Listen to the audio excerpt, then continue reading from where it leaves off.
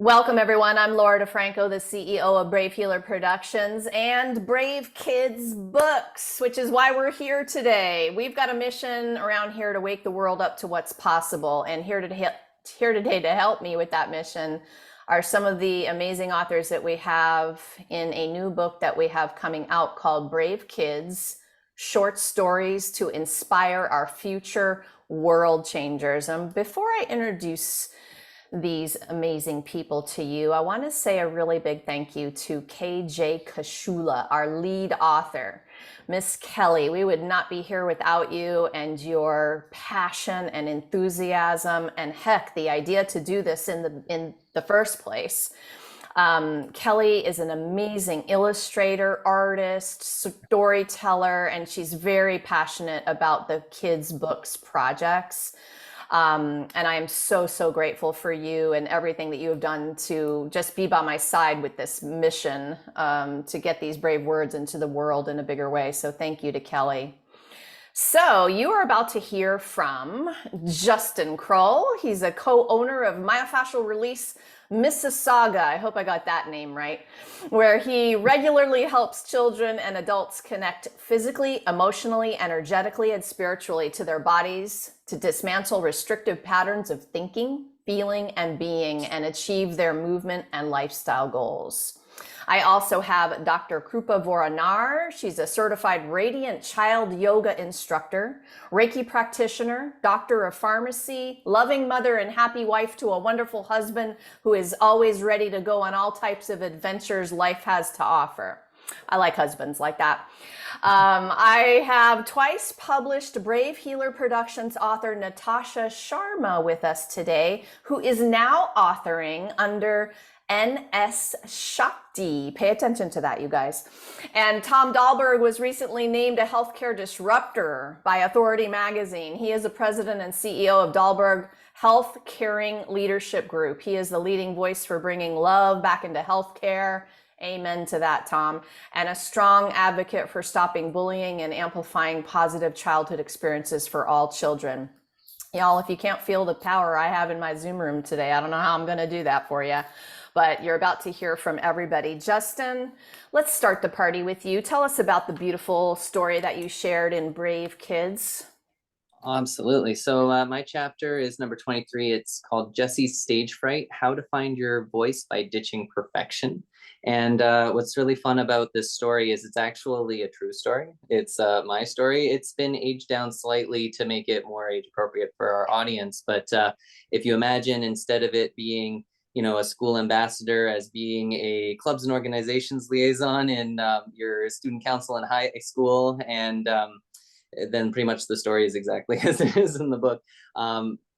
What we have is a situation where we all want to try and be perfect and be the best possible version of ourselves to everybody in the outside world, and we try so incredibly hard and we beat ourselves up so much when we are just shy of perfect. But truthfully, the difference between excellent and perfect in terms of the amount of time and energy and focus it takes is so much greater than just getting to excellent, that being okay with doing your best is the goal, right?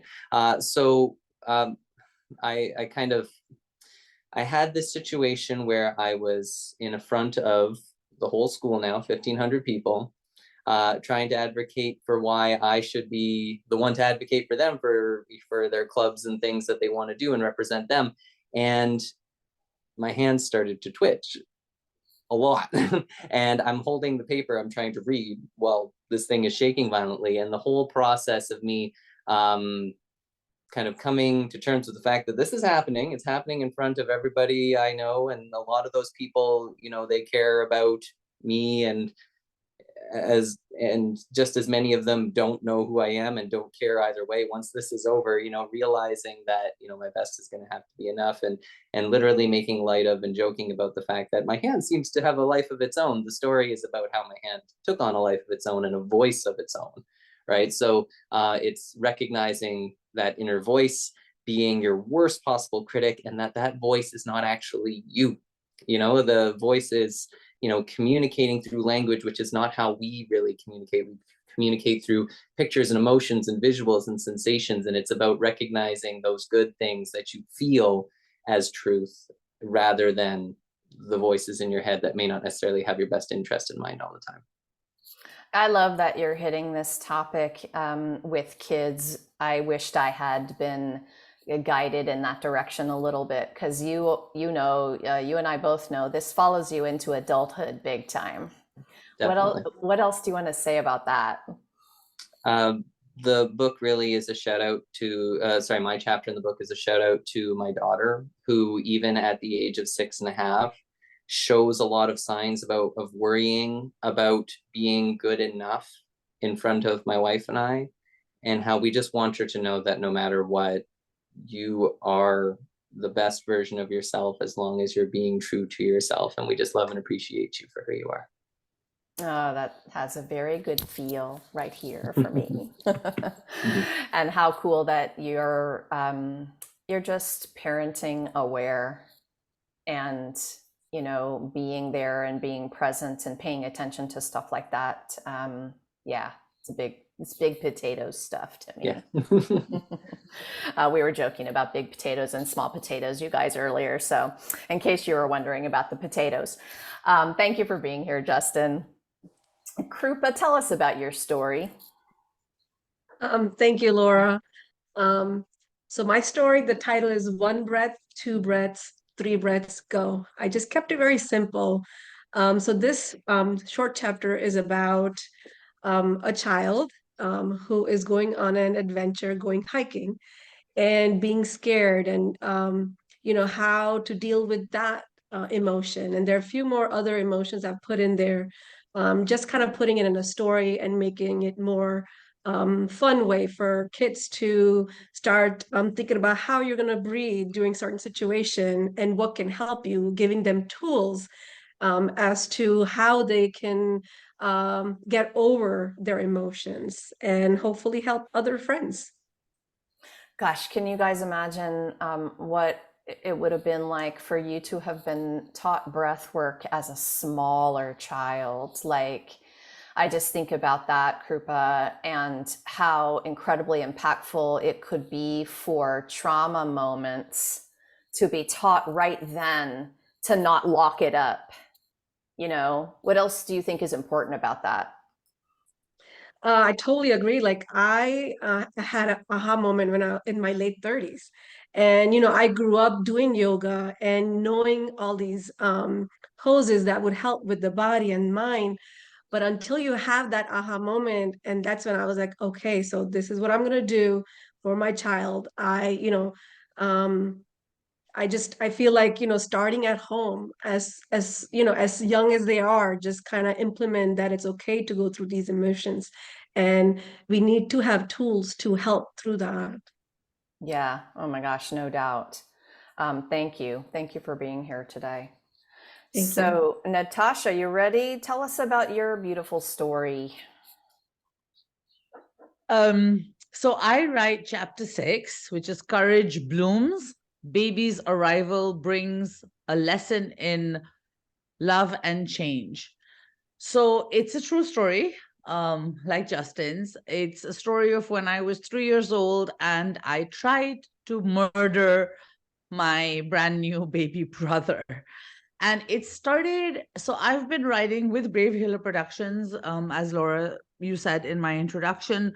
I'm 2 books in, and I started talking about death.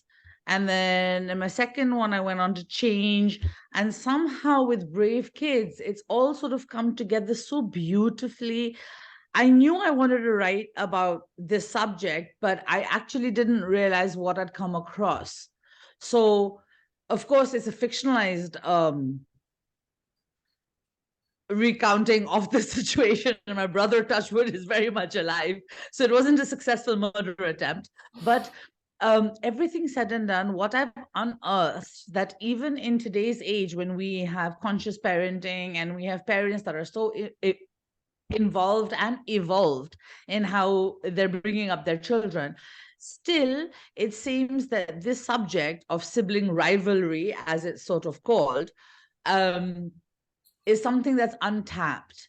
I watch all these videos of kids say the damnedest things and this, that, and the other. And every time there are these videos of the next baby's arrival, first of all, it's mainly for the adults. Second of all, if the kid or kids who are already born throw tantrums, the older people just laugh it off. So that is basically the key to this entire conversation, which is not being had, which, like I said, I've stumbled upon as my sort of like mission right now. People, I think that the children will figure it out, or maybe it's joking, or maybe so much of it happens outside the adults' purview that when the children present it to the adults don't really understand what's really going on. So a lot of childhood bullying happens within the home, within siblings, which the parents do not realize. And what you said, Laura, that this stuff followed us into adulthood, and it shows up when we're fighting over property or fighting over somebody's illness. It rears its head on the coding that happened on how you felt when the child was first born. It's really like, I'm just really blessed and thankful to you for holding this space for us. So to encourage us to step out, share our brave words, to be vulnerable, to be authentic, and then these real learnings emerge. And every time I'm privileged to be in one of your anthologies, I just grow more and more and more. So thank you for letting me write. Thank you for letting me speak. And thank you for letting me be here, Laura. I love you. Oh, thank you. I love you too, Natasha. You are making me think about my own sister, the sibling situation, and if parents saw what was going on and just kind of showered some deeper listening and love on what they're seeing in terms of helping each individual child feel completely accepted and loved for who they are in their unique little selves, especially after number 2 comes along and kind of shakes up the party, right? That seems like that could prevent a lot of things, looking forward to that adulthood and what you carry with you in terms of your worthiness. Seriously, it's like foundational. It feels like to me. Anything else you want to say about that? No, that's a perfect wrap up of it. That's exactly what it is. Yeah, it's it. And I wrap it up like that because I want people to understand that, how deep these conversations are. Always really deep. Like every time I talk to you all, it's like, oh my gosh, we could talk all day about these juicy topics. Thank you for being here, Natasha. Thank you. Tom, how about you? Tell us about your story. I'm happy to and appreciate what I just heard from everyone, because I think there's so many dots that are connecting and that do connect throughout the entirety of this book. And I just think it's incredible. So a few data points. So 55% of children go to bed every night worrying about being bullied in school the next day. Actually more than 40% of children are being bullied by coaches. 500,000 children attempt suicide in America each year. If you are bullied, if you are a child and you are bullied, you are 9 more times likely to attempt suicide. When my son was in 4th grade, actually, let me say it this way. My son was bullied predominantly by adults since he was 4 years old. He was born with neurological challenges and he was a bigger kid. From the bullying, he attempted suicide when he was in 4th grade. So this story and other things that we have done have honored him. He's alive and well and partners with me in a lot of our work to stop bullying. The story I share, which is chapter 19, is titled Together They Build, Reflect, and Belong. And the intention is to highlight the power and the impact of friendship, of empathy, of listening, of love, to support a child who is being bullied, and the story predominantly by adults as well. And the story has a little twist at the end that also I think brings in a very, very important point. But as Natasha and Justin and Cooper have all mentioned, just the opportunity to come together with these amazing authors and to share stories that intersect in so many different ways, is just profound and quite an incredible experience. Oh, thank you, Tom. Those are some pretty intense statistics, maybe a couple that I hadn't heard before. And I think it's important for people to understand things that they're paying attention to now can have some really positive, wonderful effects later on. Gosh, you're sharing that with me in a week that I had a text from my daughter, who is a bit older, but still somebody in their complex at college just committed suicide. And I remember through her high school years too, there wasn't just like one time I was hearing things like that. It was several during her years, and every time I would get that note from one of them. I have two kids. Hey mom, this happened, right? And here we are as parents, and just like, oh, and the spear to the heart, and what am I going to say, and how am I going to love them through now what they're feeling about this? What else do you want to say? What else is important to you about that? So much, but I'll limit it to we've made every mistake this possibly is, and we've learned from every one of those mistakes, as many parents would say.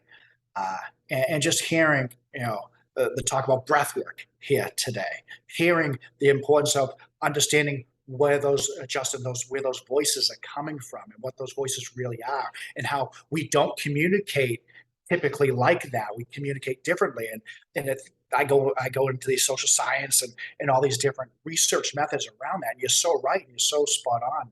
And the other piece that jumped out for me was the importance of role modeling. Role model, like everyone who's part of this book, role models goodness and love and caring, and how important that is. And people think it's so simple, but that's what changes the world. It is actually not what we say necessarily. That's an important part. Not always everything that we write, but it's writing it and living it. And I think this book allows us all to do that.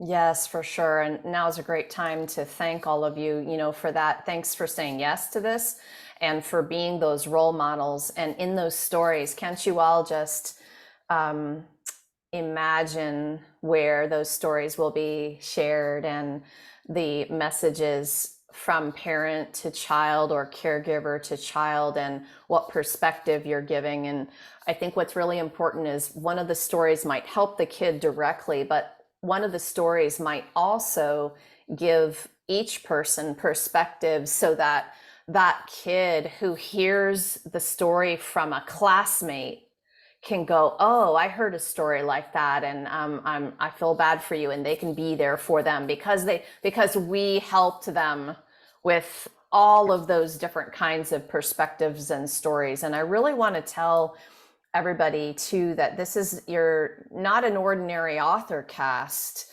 These men and women are experts in their fields and have stepped up to put this into kid form in a way that really hits home for people. So I'm so honored to be here with all of you and super grateful.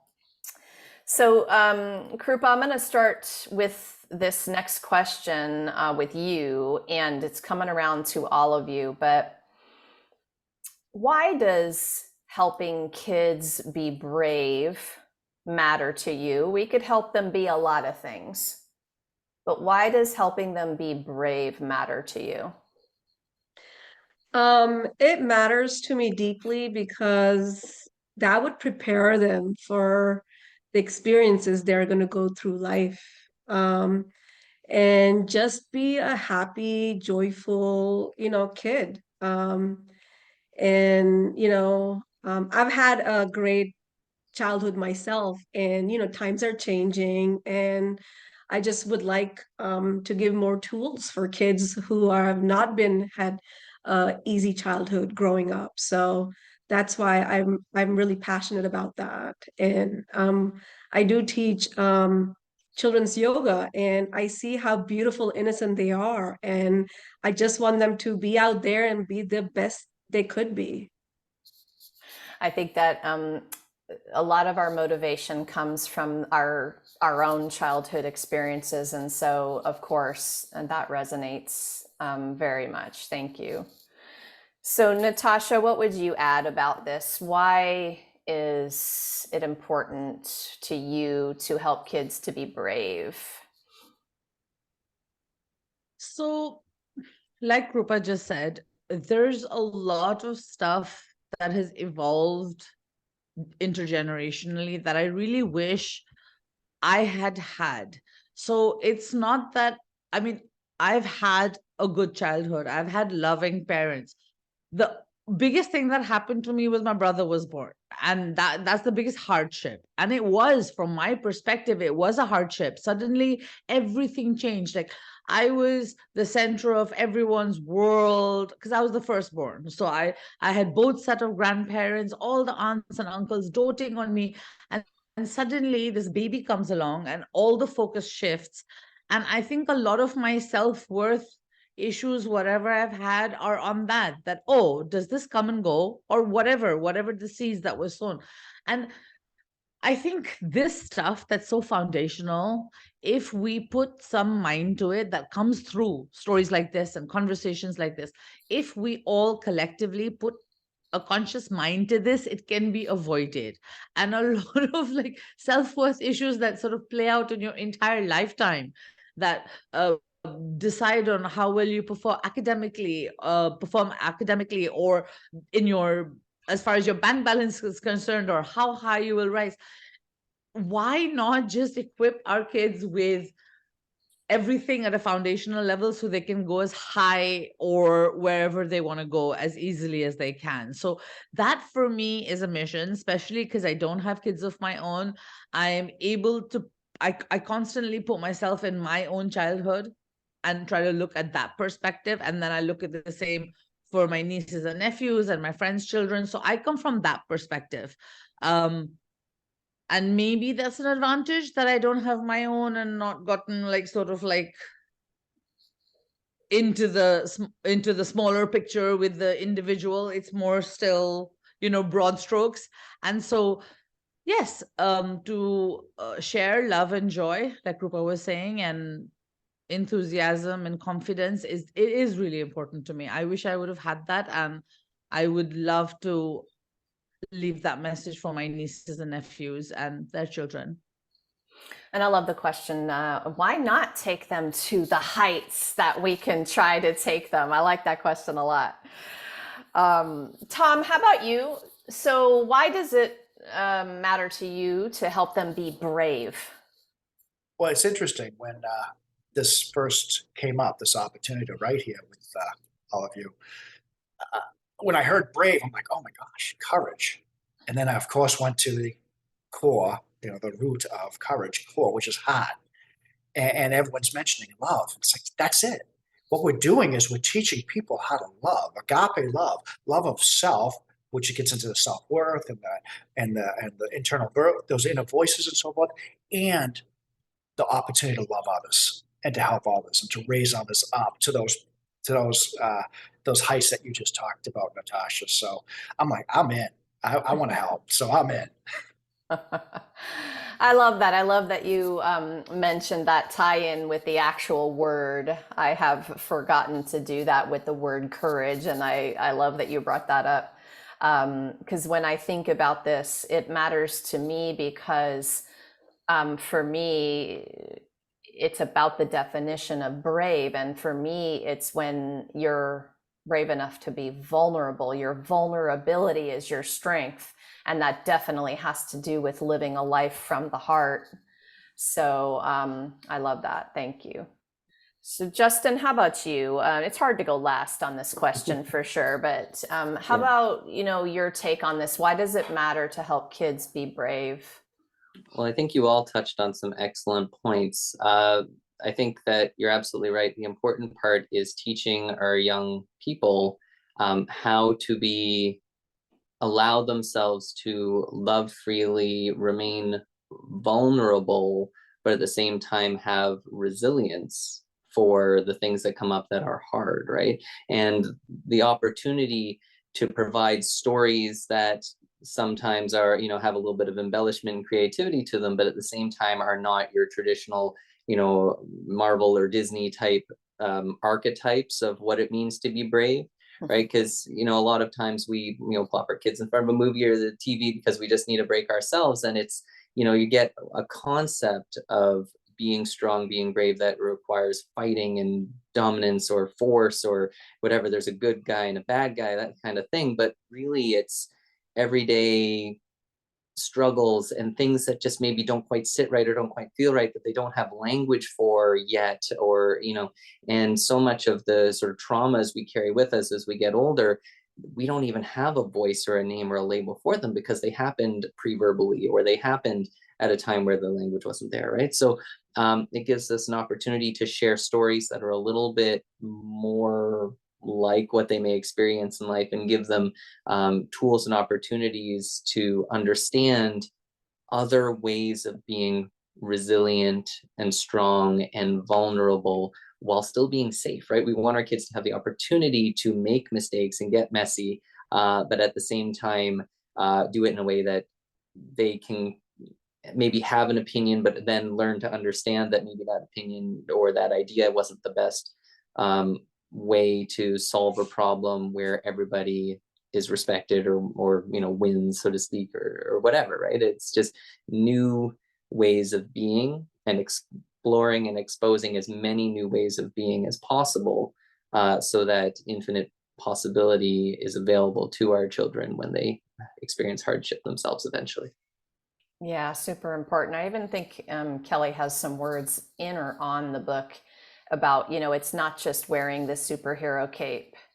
It's so many other little daily things. And so I'm glad you brought that up. I think that's such a gift that we're giving with all of the different perspectives and stories that you all are covering in this book. Oh, this book. I'm in love with this book. Okay. Natasha, I'm going to start with you for this next question. What's that one thing you want parents and caregivers to know about how they can help their kids grow up to be amazing adults? What's one thing you want them to know?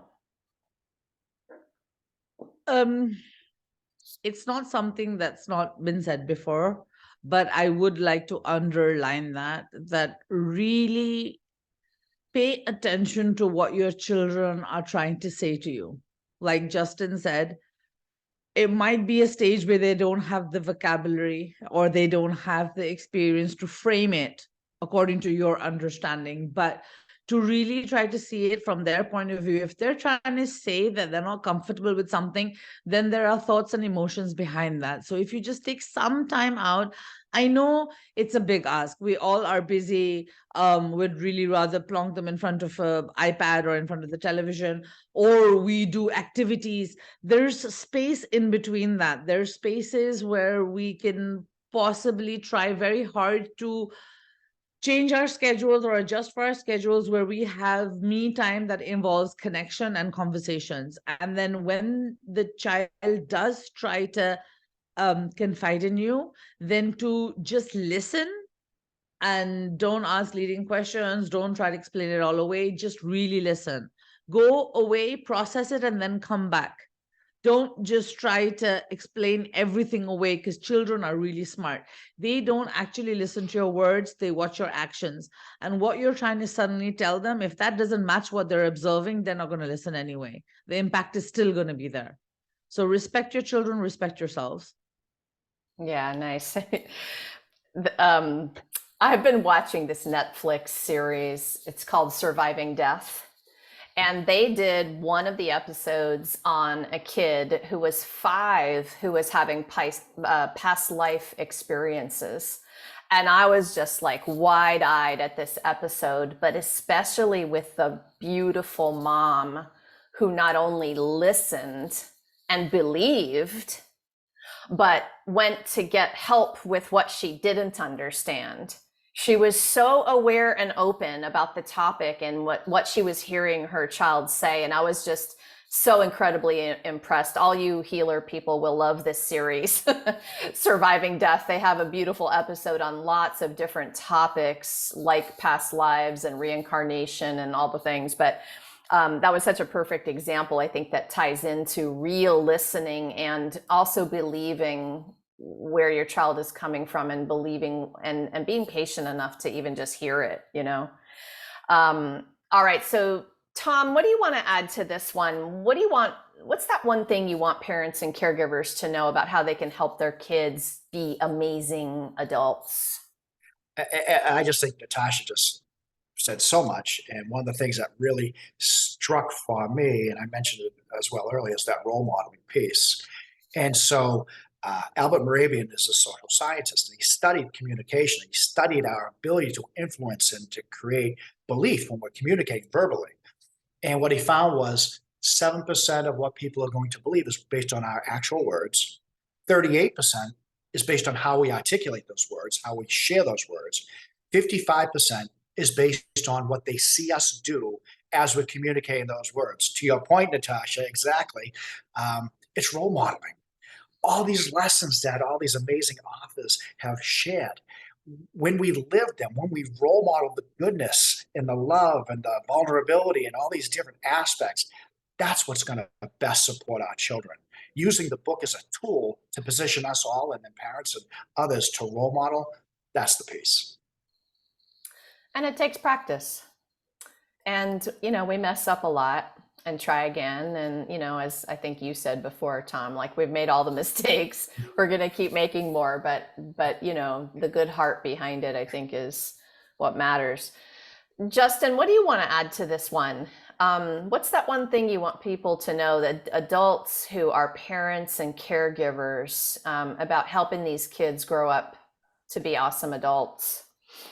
I think it could be summarized very quickly as present moment focus, right? So it's the idea of, and I am guilty of this at times with my daughter in particular as well. You have a list of things that you need to finish to get to the end of the day. They need to have been put into their pajamas and fed and brushed their teeth or whatever, and you get lost in the process of, okay, no, we read 2 books. No, okay, there's no more books, right? I have, and you're thinking about what comes next, and they're thinking about that wonderful, beautiful moment they're having with you, right? So being able to slow down, take a deep breath, put yourself in the moment of, like, I'm in this snuggle, they're right beside me, or I'm having this conversation, it's so incredibly deep. What, like, where did you come from? Like, just trying to stay aware of the fact that by dropping away your sort of thinking about the future and what needs to be done, or worrying about what will happen that happened in the past when you didn't do that thing that needs to be done, like, you can finally be in that present moment with them. And it gives you this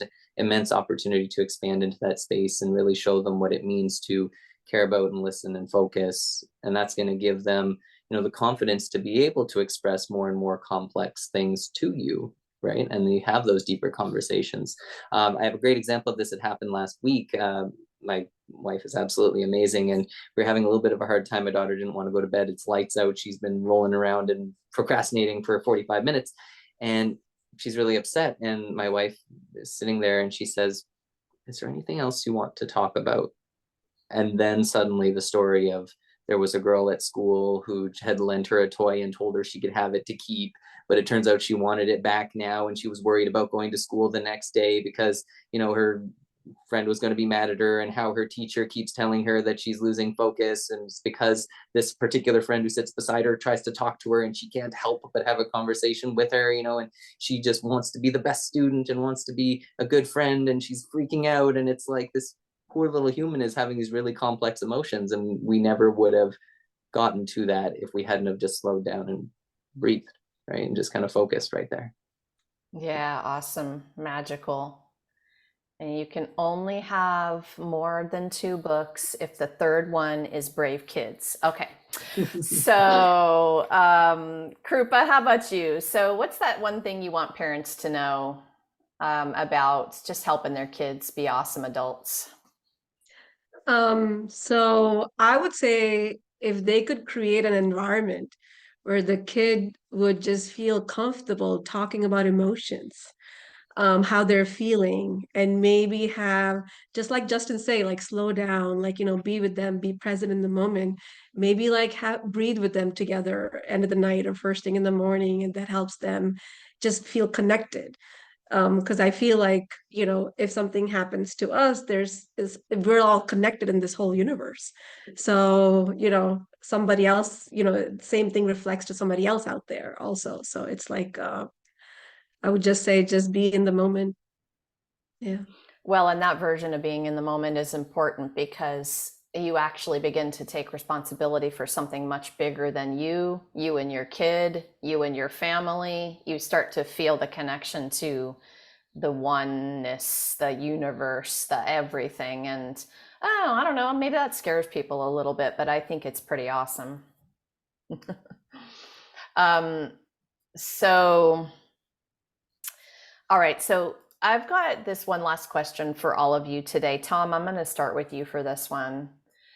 And it's a big question, right? So I know we could probably be here for the next 3 days talking about this one question, but this generation of kids is faced with a world that is much different than the one their parents and grandparents grew up in. Oh, holy moly, right? Like things can feel very overwhelming and scary at times, both for the kids and the caregivers. So what matters to you the most right now in terms of shaping this future for our kids? Yeah, that's big. It's I a think big you said it. question. I know. It's a big potato. Yeah.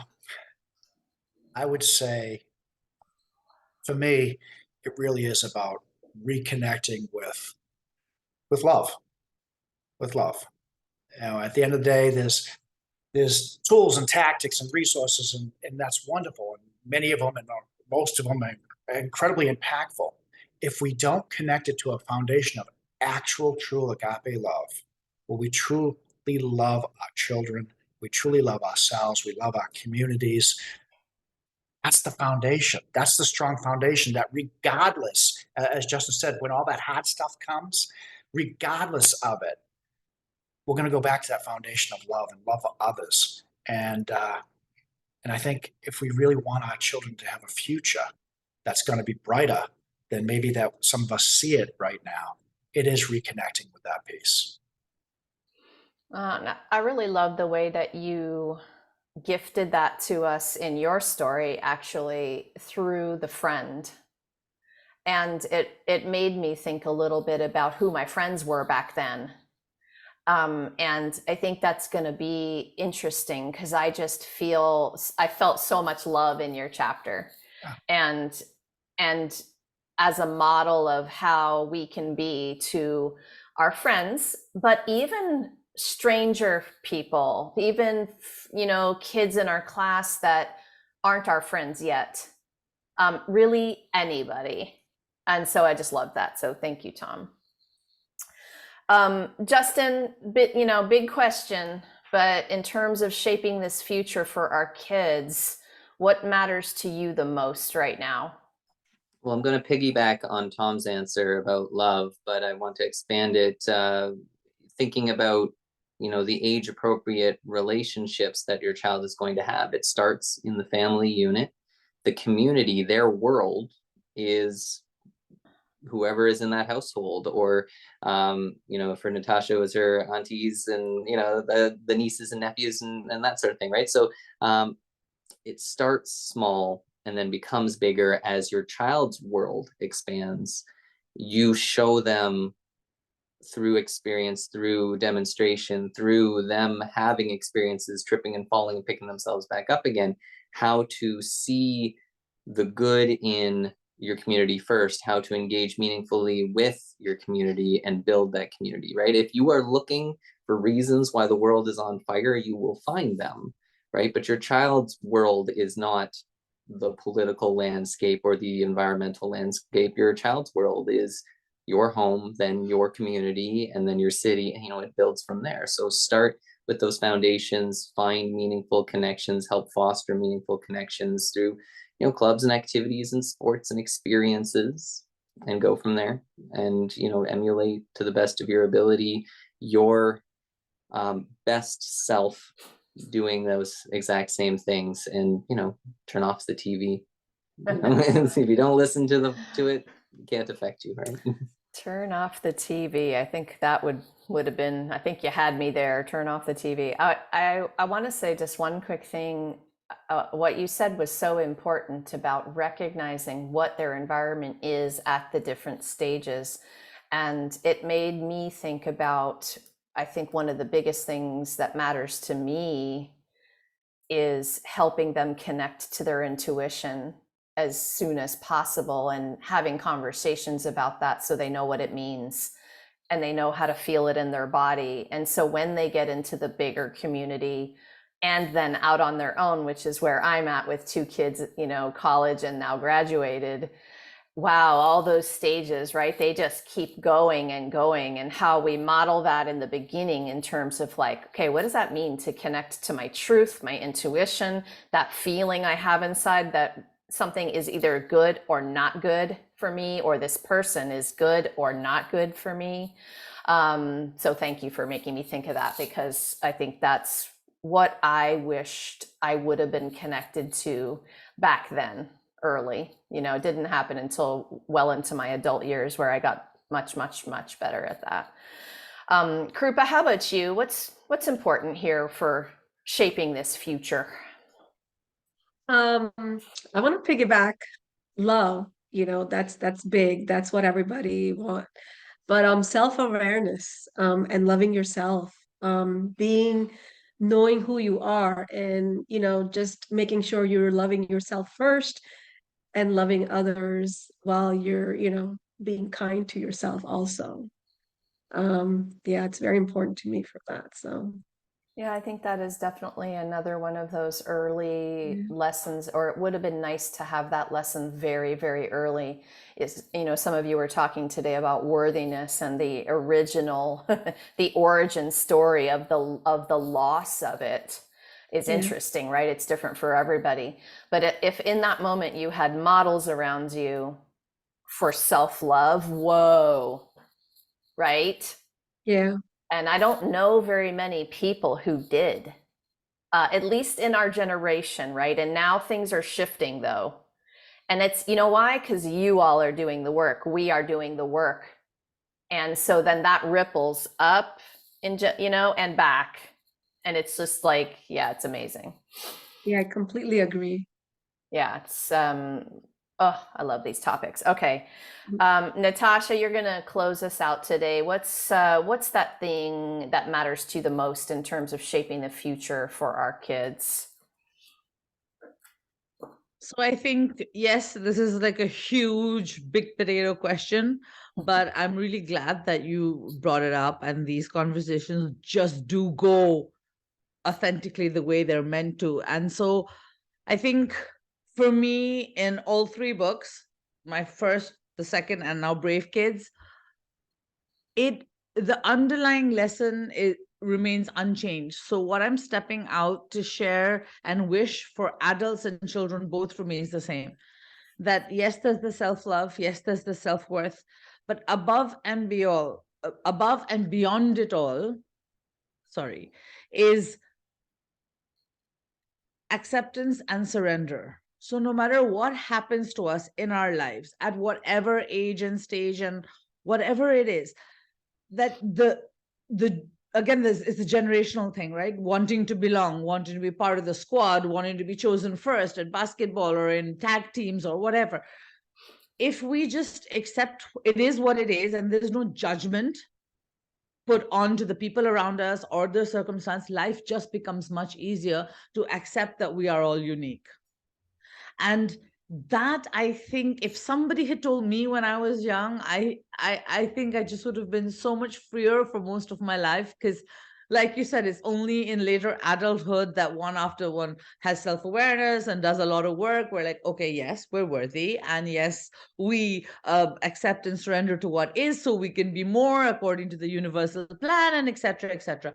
Just as foundation stones, you are brilliant, you are loved because you exist, and I accept who I am at this point in this lifetime because this is where I belong, and I surrender to what is. I just wish this for each and everybody. Talk about big potatoes ideas. Sorry. Yeah, no, I know. I mean, it's amazing. You are all so amazing. And thank you so much for what you do in the world. And thank you for being here today to share it with everybody. And for our listeners, I know if you're like me, you've been getting goosebumps and you've been resonating with, what all of our authors have been talking about. So time to scroll on down to the show notes because I have them hooked up there with their websites. And listen, these books are so much more than books. They are generous communities of experts like you are looking at right now who are very much there for your next step and whatever support you need moving forward. So please go click on the sites, explore all of it. There is a lot of awesomeness to be had. And you're also, of course, invited to our book launch party, which is going to be on Zoom May 6th at 11 Eastern. Yes, I think we decided we're going to each sort of dress up as the character of your story for the party. So guests, you can come and wear your bunny ears or whatever you want to do, okay?